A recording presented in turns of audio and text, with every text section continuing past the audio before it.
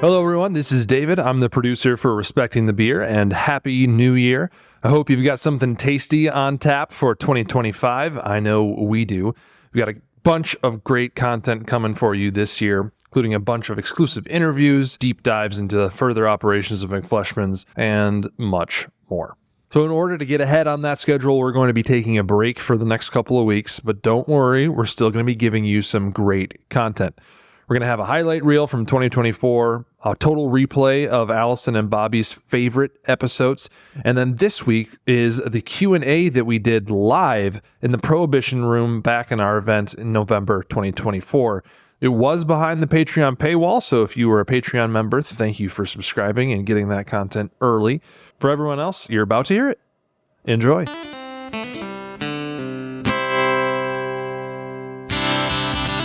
So in addition to Everything Everywhere Daily, I also help out with another podcast called Respecting the Beer, which also happens to be the motto of this establishment that we are in right now, McFleshman's.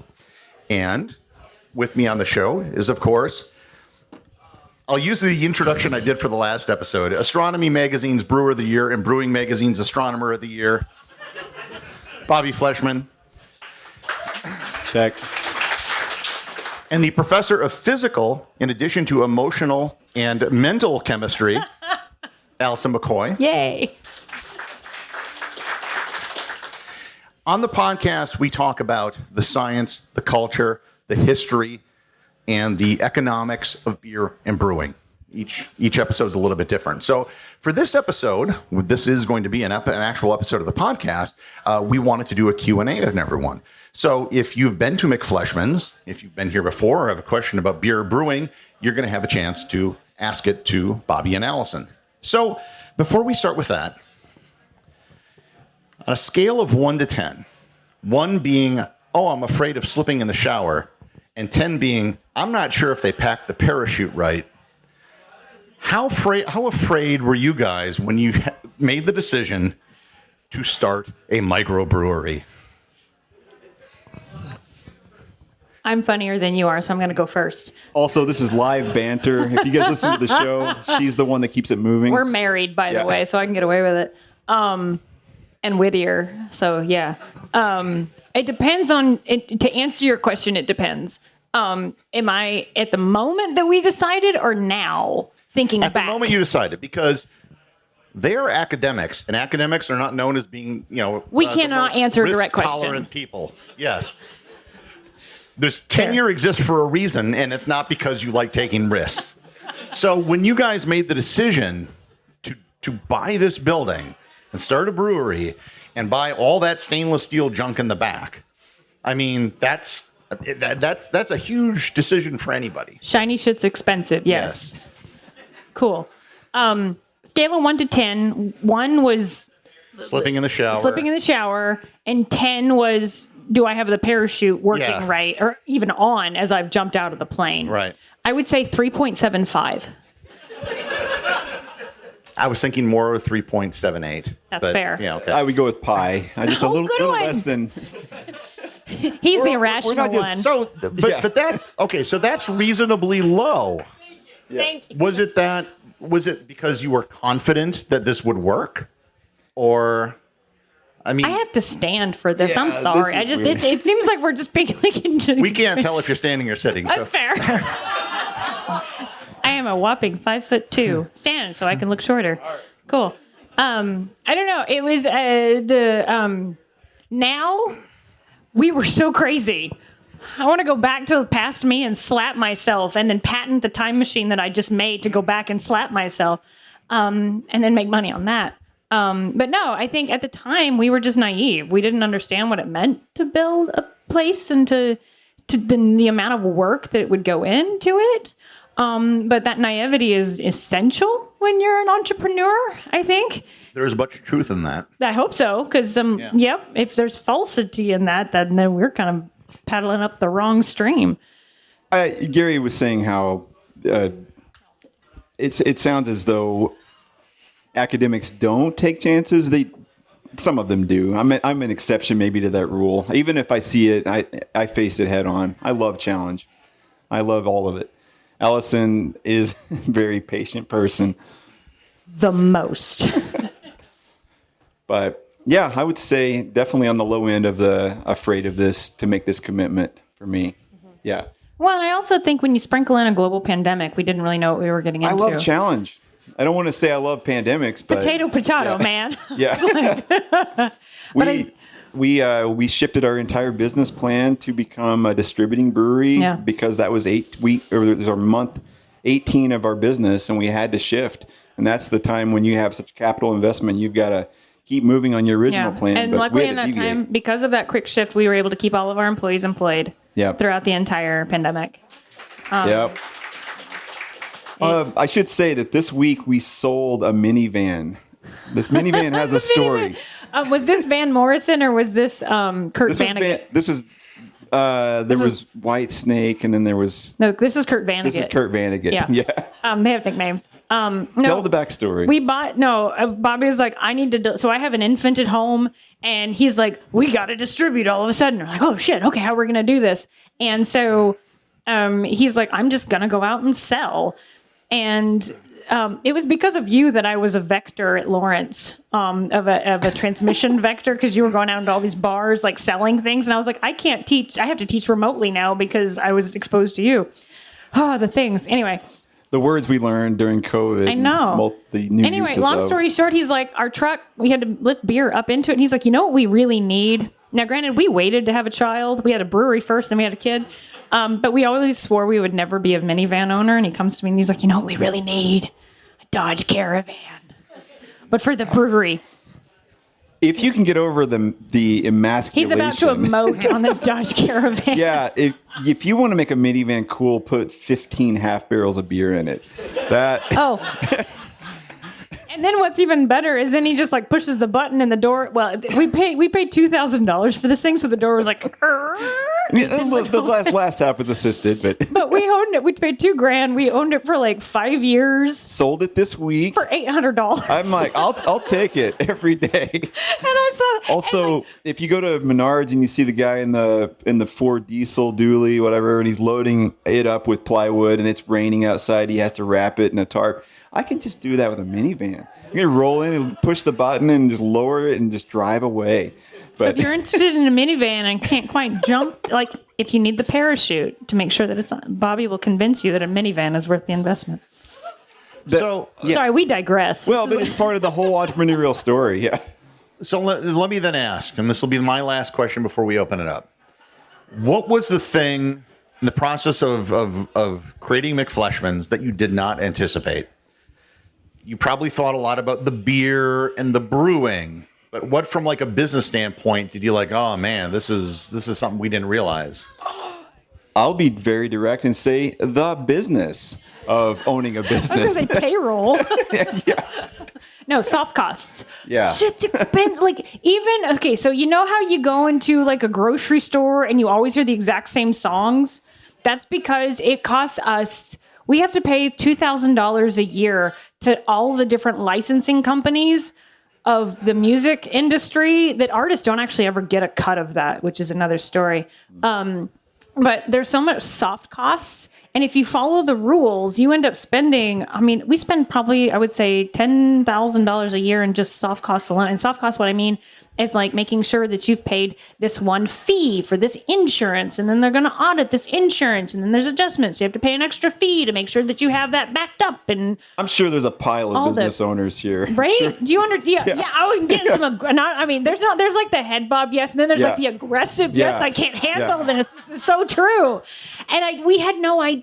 And then I love our CPA, but our CPA, they're so smart. But I should have, I have a PhD in whatever kind of chemistry, and yet I should have just been an accountant. I took an accounting class my freshman year of college, and I learned two things. One, accounting is very important. Two, I do not want to be an accountant. Yes. Those were the two things. I learned that I should have been an accountant. I was like, I don't know what I'm doing. I've learned, though. I have a budget now, which is fun. All right, I'm sure a lot of people here are McFleshman's regulars, and they have questions. Raise your hand if you got a question for either beer Bobby questions. or Allison. Or any. Don't be restrictive, come on. You guys didn't come up here to not ask questions. Somebody. What's the name of our pets? That sounds great. I'm drinking Allison's beer because Lieutenant I don't have Commander one. Data and Carnot, named after the French thermodynamicist. All right, we got somebody. You stole my beer. Hey, Get your Drink own faster. damn beer. so I guess besides like 547 with your double IPA, what was the hardest beer to make and why? Triple debacle. Wait, I don't know. Wait, what do you mean by make? Like the just hardest to brew. design or to brew? That's To brew. I'm going to immediately jump into my music analogies. Not a musician per se, but I understand that songs are written in 5 minutes or 50 years. Which would be the one that took 50 years to create? 15 for years. you. I would say your white whale is tall mast. Always. Yeah. Definitely. Tall mast IPA. And it's because he was never satisfied with it. And you would and I don't like IPAs. I own a brewery and can't stand them. I drink dark things like porters or stouts. It's good. Well, tall mast is we're trying to replicate a beer that no longer exists. This is a beer that's 120 years old in terms of its makeup. So we're trying to replicate something that we can't compare to. So I'm chasing this thing that's not really available except written down and interpreted. But I will say that the one that Allison maybe doesn't give me enough credit for chasing is Pirates Cove. Pirates Cove is our number one selling It's our beer. German Helles. Yeah, and it is so nuanced and it's so lost on the everyday beer drinker. I'm scanning the room to find her. I don't even see her. But I think there might be one back there. There if you might listen be to one. our podcast, you would probably go into it once in a while. But I would say that one keeps me awake because it does scratch every itch of the technician and the artist and the historian, if you want to call me that, because I'm able to draw on all Okay, that. so Yeah. we've talked about this in the podcast. One, Pirates Cove was named after a bar that was next door. Yeah, right. This wall is black. If you were to take this sheetrock down and look at it, it's black because there was a fire that happened next door. So over here there's a square. Oh, that's loud. So there's a square. Watch out, your feedback. Yep. Okay. There's a square, and that's the access to the attic, conveniently under the staircase that Gary suggested we built, so you can't actually get to it. And inside we found a bunch of crates that were more over here. And these crates were, they had a whole bunch of these little tabs from Valley dairy products. So like the toppers of yogurt and milk and different dairy product things.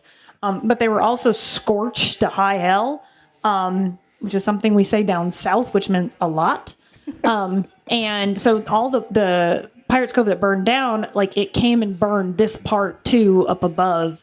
And there's a whole bunch of just scorched old boxes. Does anyone remember Pirates Cove? Is anyone from Appleton from the 80s? I think 86 is when it burned down, I think. Anyone that was around that time can tell you stories about how they'd never carded. I was 3 at the time.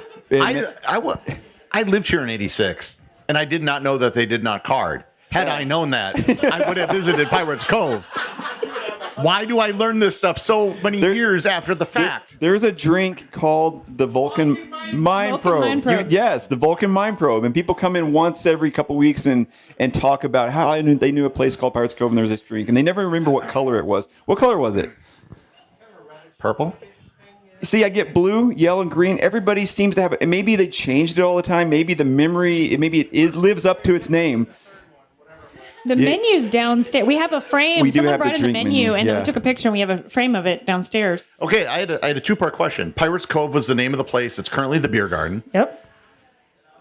But I've been at the bar, people come in and they say, what's your closest thing to Bud Light? And you give them a Pirates Cove. So on one level, Pirates Cove is probably the most approachable beer you have in that it is like other lagers. But you've also said it's your most challenging beer in some ways. Oh, she's delicate. as So well. State Yeah. Street Light Lager is the one that we make that's most like those industrial light lagers. It has its place. It's even less malty, even less flavor.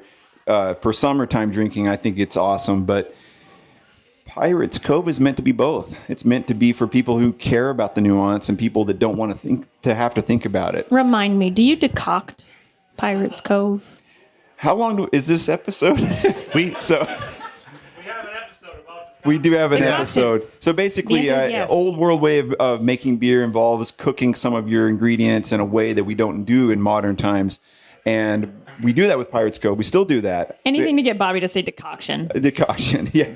So it's crazy because it's the beer we make the most of and we do the most work on it. And we knew in the beginning we were putting our neck in a noose, but here we are. It's also named after a Tom Petty song. Oh, there's the hidden meaning. That's the hidden meaning. Hidden It's meaning. Pirates Cove, yes, but there's a wonderful song called "A Trip to Pirates Cove," and Bobby and I are insane Tom Petty fans. Anybody Tom Petty Tom people? Petty fan? Okay. Yes. So between us, I think we've probably seen Tom Petty so maybe. you've seen him 48 times. I've seen him 34. Yeah. And we got matching tattoos. We do. How creepy is that? Or yeah. And when he died, people were asking, they're like, "Are you gonna like paint him on the wall?" And we're like, "We can't. It's just too close." It'll be like Kurt Cobain or something. When it goes up on the wall, it'll look like that. Yeah, we have David Bowie out there, and if you notice, that David Bowie has a purple teardrop for Prince on his shoulder. Oh yeah. Wow. That was a tribute to Chad Brady, who did our mural. He did that on his own. The mural on the outside of the building. Mm-hmm. But anyway, so crazy Tom Petty fans, which is why Pirates Go. That's the truest meaning of the name. Oh, we got one. So, Stepchild is, I think, brewing right now. In the fermenter. It's in the fermenter. Timely comment. Yeah. And it smells so good. Yeah. But my question is, my understanding is it's called that because you were trying to brew 547. Yep. And the grain bill was screwed up somehow, and it came out red. Yep. Which I think is, I love the name. I'm not a fan of 547, which I know is not a popular thing to say here. Joel's not here, so There was some so it's aggressive safe. jokes It's just safe. now. yeah, you're somewhat safe. But the Stepchild, I had it. I think it's been 2 years. It since may you be brewed it? 3. Three. It's been a bit. Yeah. I remember enjoying it. Yep. And my question is, how do you repeat a grain bill you don't know what was in it? Yeah, that's a great question, and that could have been as much an answer as either Tallmast or Pirates Cove to which beer is the hardest to make. How do you make something that you don't even know what it was? So with that Stop beer, talking. Bobby is a grain whisperer, and he can honestly, I think you can rebuild beer by just drinking it. I wish. I mean, that's the beauty of beer. It's so multidisciplinary. That's She's fair. giving me a lot of credit here. Yeah. I also question you a lot. Yeah. Can you tell? Does anyone listen to the podcast or know But Allison? no, I really do think. I think that we knew what we had while we were there. No, we didn't. That's the beauty. Well, I guess it's true because it was a mistake. Yep. Nope. Yeah, they sent the wrong grain. So, okay, the thing is, we knew the lot number on the bags. I called the plant manager during brew day. I said, this is what we have literally during the brew. This is what we're working with. It's looking like this. Can you give me any intel? And I literally have him on my phone. I'm able to speed dial him. And he says, hey, we ran this malt after or before yours. And so I guess before, and it must have snuck in because it was still, the remnants were in the auger. From that, I was able to make some decisions on the fly, and we decided, okay, this can't be 547. It doesn't look like 547. So we're not going to hop it like 547. And it became a tropical version of the same alcohol level because at that point, it's the same amount of grain. It's just a little different flavor. We went with the tropical versus citrus West Coast. And the subsequent dry hopping went down that same pathway to make a sister of, and we didn't have a name. That we were struggling because we figured out, we pivoted, we made a beer that worked on the fly, and then we were worried about label and name. And by the way, that's where we spent a lot of our time. Labels and names. It's so much. Yeah. So a lot of breweries, I think, at least appear to just kind of throw something at the wall, but we don't do that. But Alex Schultz came to the rescue the next day. He does a lot of our labels and branding. Alderperson District 9. Yeah, he does all these things. If anyone knows Alex, we all love and want to choke Alex all the time. We call him our scapegoat, which is also what we named there's our a beer named Scapegoat that's named after him, effectively. So Stepchild it was. He came the next day with redheaded Stepchild. It's not part of the name, but it's called Stepchild, and it's red IPA for 547. So we have a question here from someone who I believe is new to McFleshman's. Very new to It's your first time McFleshman's. here? Oh, yes. yes. Hello, sir. I've seen What's you your once. name? Yeah. So the question is, like you guys said, as far as opening the brewery and stuff, like 3.14, 3.48, as far as 1.15. how scared were you, Yeah. to open the place? But, you guys are from Oklahoma. You obviously went to school on the West Coast. What on God's earth caused you guys to come up to, like, not Madison or Milwaukee, Northeast Wisconsin? That'd be my fault. And we're glad you guys have. We love you, but I mean, that had to be a Why? scarier moment moving everybody up here, or your Yeah. hopes and dreams to Northeast Wisconsin. So yeah, how did that whole story take place? So, Bobby and I finished our PhDs in 2012. Me in chemistry, him in physics. He went off to brew school. And at that point, my father passed away. And about a week, I don't even remember, after we defended our dissertations. And so I moved home with my mother to take care of her and just help her get things in order and such. He had stage 4 lung cancer, and it was pretty fast from diagnosis to death. And with the inheritance that I got, I had a chunk of money, and I needed a job, but I wanted to be a professor at a small school so I could really get to know students, not the big school where you teach like hundreds and hundreds of students. And so I was on the job market. And I had some opportunities to possibly go to Australia or some other places to do what's called a postdoctoral position, to where after you finish your PhD, you go and like play science a lot longer. And Bobby was in beer school at the time at UC Davis, and I needed a job, and I was like, crap, they're not hiring right now. So Lawrence had a visiting assistant professor position for a 2-year position, and they needed what's called a physical chemist. I do the physics of chemistry, and I was like, that's me, cool, it's in Wisconsin, whatever, 2-year job, I'll take it. And on my interview, they were like, would you like a tenure line position? And I'm like, okay, which is basically it's when you get tenure line position, you're either hired for life or you're fired after a probationary period. And I was like, yes. However, on my job interview, they legally can't ask you, do you have a spouse and what do they do? They have to say, is there anything about Appleton you would like to know more about? For any reason. And I said, what's the brewery scene like? And they're like, okay. And I said, no, seriously, what's the brewery scene? So they took me to dinner at Stone Arch, and one of the guys that was there, he was on our search committee, and he was like, this is what this beer is, and I'm going to tell you how smart I am about beer. And he was completely wrong, and I called him out like right then. And one of the other faculty members like, hire her right now. She's amazing. Then I had another faculty member take me up to Green Bay, and we went brewery hopping on my interview because I needed to like check out the competition. They had no idea what I wanted to do.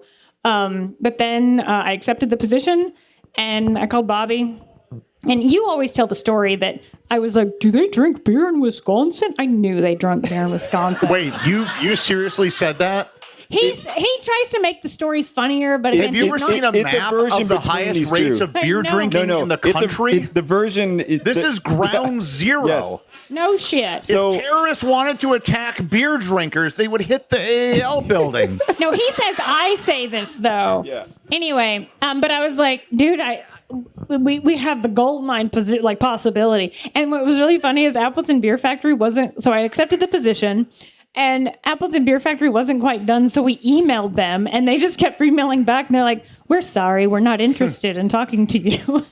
And now we've become the dearest friends with them. And they're like, you seriously, didn't Ben go back, and the owner of ABF, go back and look at his email? One of us shared the original email that we sent, They were like, oh my God, I'm so sorry. Recently, yeah. Anyway, long story short, we wanted a university / place to build a brewery for a community that we absolutely know needed it, that we would love, and Appleton embraced us, and we could not be more happy than to have built something that Appleton has just told us what it needed, and that's what we've built. And the winters didn't scare us away. So here we are. Our first winter was 2013. It was a brutal winter in 2013. We thought that was normal. All of y'all were like freaking out. We're like, this is what winter must be like. So we've been acclimated like as soon as we got here. Any other questions? Come on. Gary's always got questions. The future. You got this place doing reasonably well. We're all here. We're all enjoying the beer. You got a bunch of regulars, people coming in. Where does McFleshman's go in the next 5 years?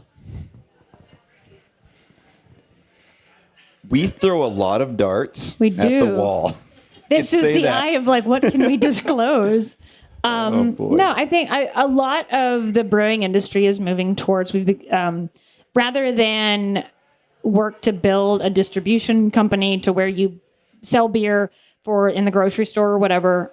It just has Anyone that's watching the news maybe have seen the number of craft breweries go from 2,000 to 10,000 in the time since we opened. So give that me a gives you- unit with those Oh, numbers. so in the last 8 years.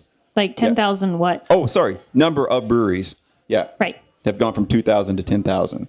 So that means more competition for the shelf space. Yes. I mean, I just want to You give them just some derailed me with what I was going to quantitative. say. I'm sorry. Go ahead. Yep. Yeah. Shush. Should I take over or start over? Never take over from me, my friend. Next question, Gary. No. So breweries are moving towards becoming destinations. So we make more money when you buy the beer directly from us. It helps us support our staff more. When you buy it from, like, say, Festival or Woodman's, that's helpful, but it costs a lot to work with the distributors. And this is true with any company. Like, if you buy something directly from the store across the street from you, they get more money than if you buy something from far away and they have to send it and ship it and all that. And so if people can buy beer directly from us, we fare better. And so multiple tap rooms are kind of what most breweries are moving towards. And so we've been on the market for looking for McFleshmans too for several years now. We've looked at Fond du Lac, we've looked at Manitowoc, we've looked at Green Bay. Madison, Milwaukee. Goes on and on. Not close enough that you don't know which one to choose from, but just far away that it doesn't make much sense to come directly here. You'd rather go to another Also, when space. you get a chance to give your elevator pitch, what's your business about? I always say that we sell two things, and that's beer and conversation. You listen to people downstairs. We built this tap room, and we're so fixated on beer. So whatever we do will probably be and no TVs. centered on that one-on-one communication community. Yep. One of the interesting things about this place is that while you may, on a rare occasion, bring in a beer from another brewery, you do a swap, everything here is brewed in-house. You currently have around, 20 beers on 29 tap. now. I think we're at 29. And that is very different than most places where you have a very wide diversity of beers that you're brewing. A lot of places will just have a couple beers that they focus on. They just crank those out all the time. And we have a fair number of those, but yeah. And there's always, every week I come here, there's something new on the menu. So is this something that you're going to kind of continue? Like it's fun to be where we are, at least where I am now. I'm starting to see us. I'm trying to have a bird's eye watching us evolve as a company, and we now have an identity. That's really a fun thing to see come to fruition. We know which brands we have to keep on, and we know that we live in an industry that we have to keep innovating within. So I think that you'll see more of the same, but we're also solidifying who we are. We know our brand calendar better than we've ever known it. I'm a masochist. I'm never going to stop tinkering. I notice I'm like keenly watching him for when I can just Twitching. interrupt, which I just did. So go team, yay! I think the other thing is that we've got a smaller system than a lot of breweries. So our system is a 7 hectoliter. Translate 10 heck, so it's about 8.5 barrel. 8.5 barrel. We whatever. double batch into that, so it's 7. That'd be a hogshead, a butt. Yeah, there we go. Yeah, something like that. So anyway, so we don't. It's Like not three- the big system, so we can actually like brew multiple beers. It's like if we had a real big system, we could only brew like one, and then we wouldn't have anywhere to put that more beer. So the fact that we have multiple tanks is really helpful, and that's one of the ways that we want to expand is to buy more tanks. So I want to close with one thing. I think we're pretty much close to time. Oh, Sure. You can ask a question, then I'm going to... I'm just curious, and I'm really out of the beer scene, so I could have this wrong. But one thing I feel like is missing from Appleton is there's not a brewery brewing THC type drinks. Have you guys looked at that? We have it on now. Oh, do you? Yeah. Okay. We actually have. All right. We're, like I said, and we're ramping up for dry January, so we're treating that as a California sober month. So we'll be seeing a lot of non-alcoholic beers, not just hop waters and sparkling waters.